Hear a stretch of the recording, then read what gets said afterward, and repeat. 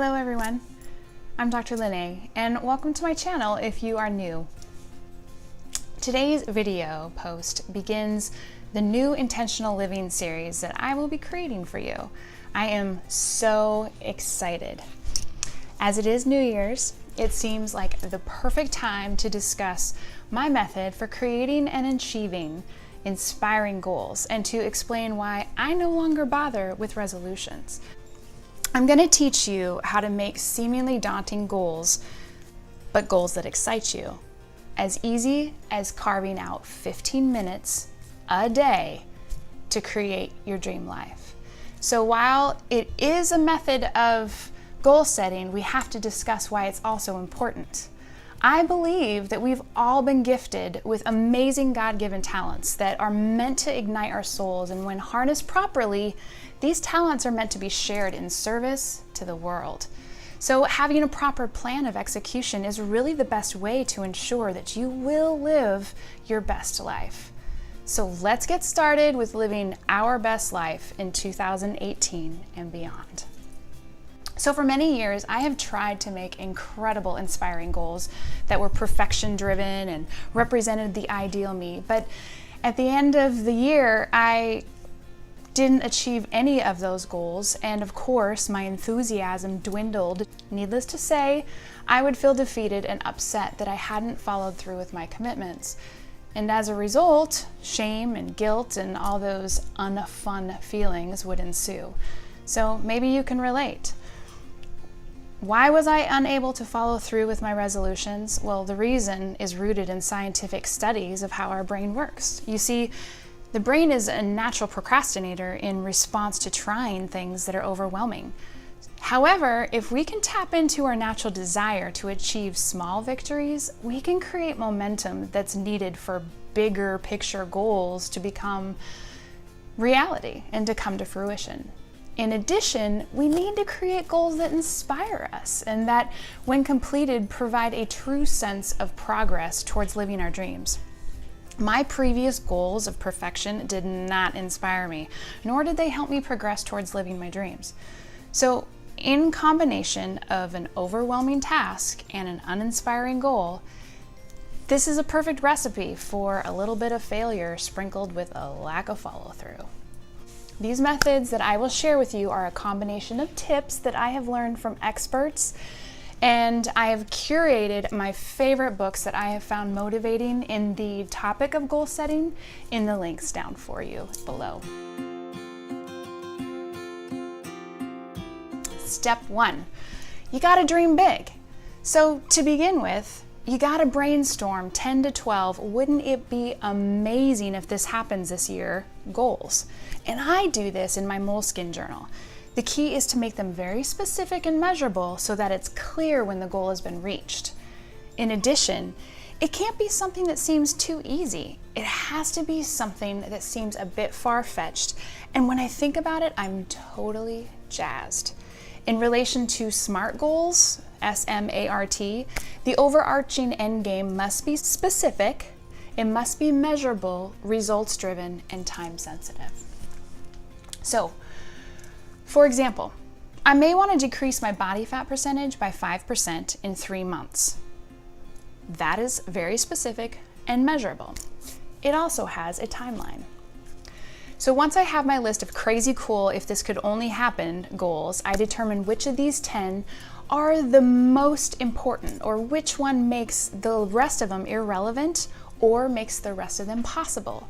This becomes my catalyst or my focus goal. It's the one that makes all the rest happen. I choose focus goals for both my finances and my health. So in summary, once you create your dream list of inspiring goals, you need to make each one specific and give it a time limit. Choose the focus goal for both your business life and your physical life that will help you accomplish the rest of your goals. Chances are each goal by itself will seem gigantic. Therefore, taking the first step could be overwhelming. And that's why step number 2 is so important.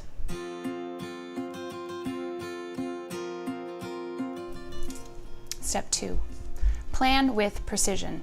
If your goal is gigantic, taking the first step to accomplish your goal could be really overwhelming. So with my focus goal, I break it down into the smallest incremental tasks possible, including skills I need, people I need to talk to, arrangements I need to make, books or courses I need to take, etc.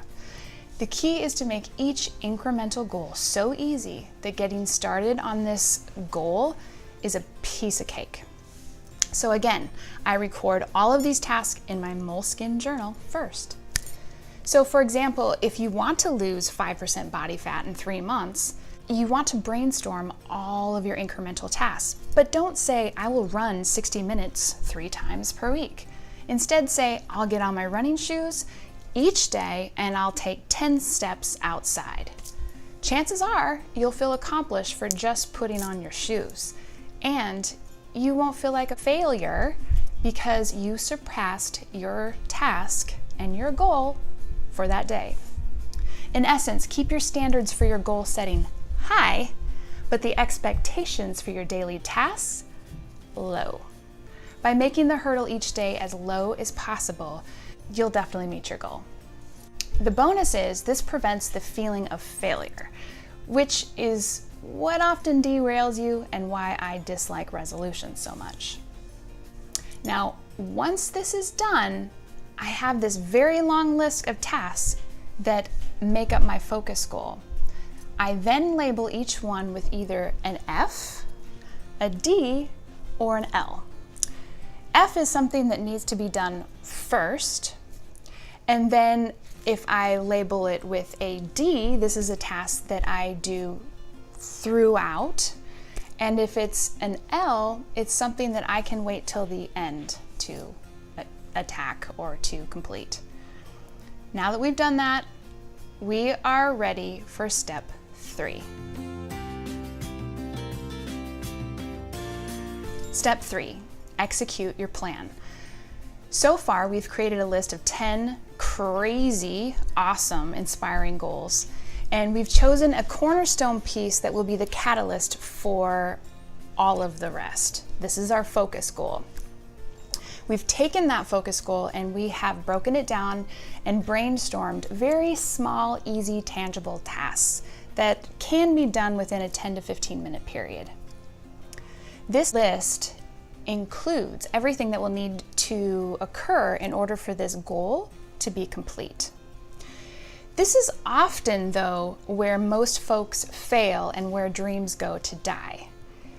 You don't want to just make the list, you want to actually execute it.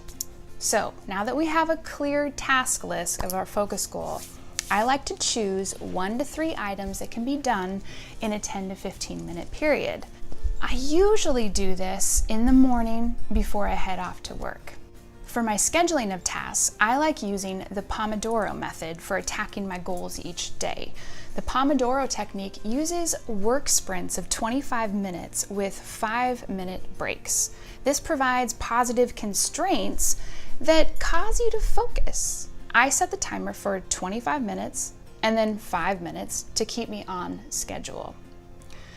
Just accomplishing one task in the morning is enough to create momentum in my satisfaction of achievement. During my 5-minute break, I do something that's a little physical, like walk outside, make a cup of tea, bounce on my trampoline, but I make an effort to avoid all electronics. I don't check Facebook. I put everything on Do Not Disturb because this is my time to focus. Step 4. Visualize the plan and the accomplished goals on a daily basis. So every day as part of my morning routine, I take the time to visualize my ideal productive day. And then I also visualize the process of completing important tasks. In addition, I practice visualizing completion of all my goals by year's end and how that would feel. This ritual keeps my mind focused on what is important to eliminate unnecessary time wasters, and it also creates enthusiasm that will help to motivate me in my efforts. Not only do I obtain the health benefits of a quieted and focused mind, but I train my mind to target the necessary tasks to move me in the right direction. I like to choose guided meditations that focus not only on visualizing my completed goals, but also on compassion, forgiveness, gratitude, and asking for divine help.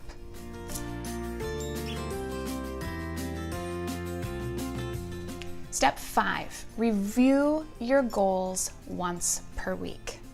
So in an effort to keep all of my goals fresh in my mind and evaluate my progress of the focus goal, I take 5 to 10 minutes to review my goals every week. I do this usually on Fridays, and I use my trusty Moleskine as my record keeper. What I do is I take the time to evaluate my progress, what tasks do I need to complete in the next week, the next month.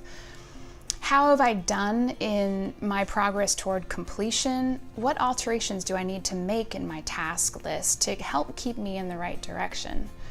And I also take the time to rewrite all of my goals. And I do this in the form of affirmations to keep them fresh in my mind and in the present tense.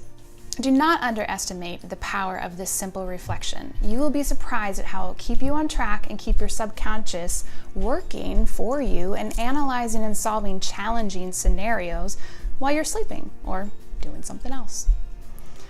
So once you complete your focus goal and you've completed all the small tasks, you now have the opportunity to determine which of your remaining goals will become your new focus goal. And then you repeat steps 1 through 5. It's that easy. It really is true that micro movements that you do each day are the key to your growth, and that really happiness can be found in progress. So if you have found any of my methods useful, then let me know by leaving a comment down below.